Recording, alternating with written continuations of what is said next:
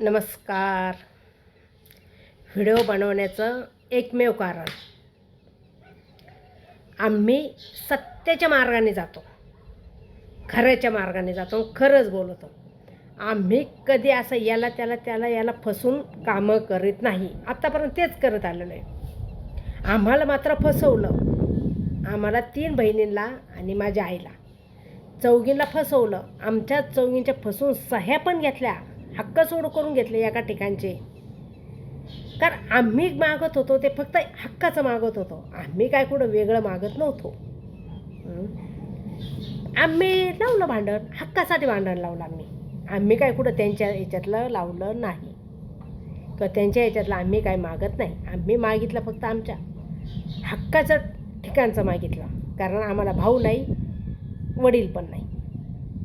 2 आयांचा विस्तार आहे. एक आई वारलेली आहे आणि एक आई आहे, ती पण केडगावला असती. निप्तीचा तिला आत्तापर्यंत निप्तीचा 8वा भरही धान्य माहीत नाही. हे त्यांनी पण सांगावा की आम्ही आत्तापर्यंत गंगूला 8वा भर धान्य दिलं म्हणून.